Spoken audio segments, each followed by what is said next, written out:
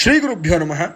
పూర్వం అంజనాదేవి తపస్సు చేస్తుండగా మునిశార్దూలుడైనటువంటి మాతంగుడు అక్కడికి వచ్చి ఏం చేస్తున్నామని అడగగా, పూర్వంలో తండ్రి గారు పుత్ర సంతానం కోసం పరమేశ్వరుడికి తపస్సు చేయగా తన విధి పాపకర్మ వలన అతనికి పుత్ర సంతానం లభించలేదు. ఆ అనుగ్రహం పరమేశ్వరుడు అతనికి ఇవ్వలేదు.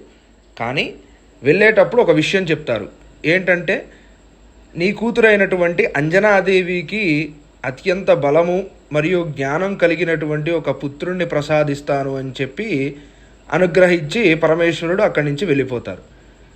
ఆ యొక్క అనుగ్రహం కోసం, ఆ యొక్క పుత్ర సంతానం కోసం అంజనాదేవి కూర్చొని తపస్సు చేస్తూ ఉంది. ఈ యొక్క విషయం మాతంగుడికి వివరించింది. అది విన్న మాతంగుడు ఇలా చెప్తారు.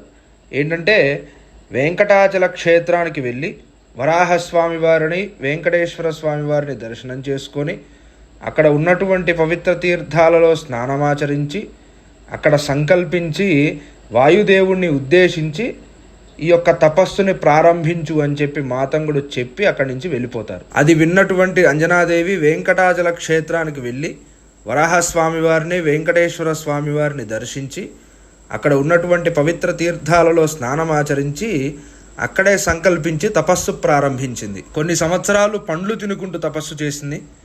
మరి కొన్ని సంవత్సరాలు కేవలం నీళ్లు తాగుకుంటూ తపస్సు చేసింది. ఆ తర్వాత కొన్ని సంవత్సరాలు పూర్తిగా ఏమీ తీసుకోకుండా కేవలం వాయువుని మాత్రమే ఆధారంగా చేసుకొని 1000 సంవత్సరాలు తపస్సు చేసింది అంజనాదేవి. అప్పుడు మేష సంక్రమణాంభానో ప్రాప్తే మునిసత్తమః పూర్ణిమాఖ్యే తిథో పుణ్యే చిత్రా నక్షత్ర సంయుతే.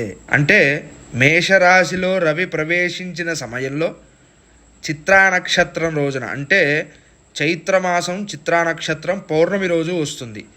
ఆ రోజున వాయుదేవుడు ప్రత్యక్షమయ్యి వరము కోరుకోమన్నాడు.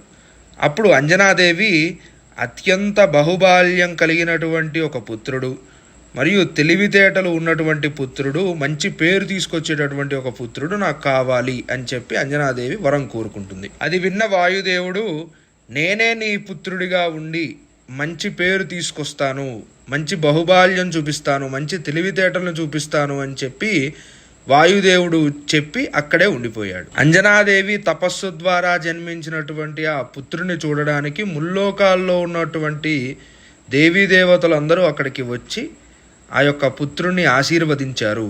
ఇందుచేత హనుమత్ జయంతి చైత్ర పౌర్ణమి రోజున చేయవచ్చు అని చెప్పడానికి ఇదొక పురాణ వచనము. స్వస్తి.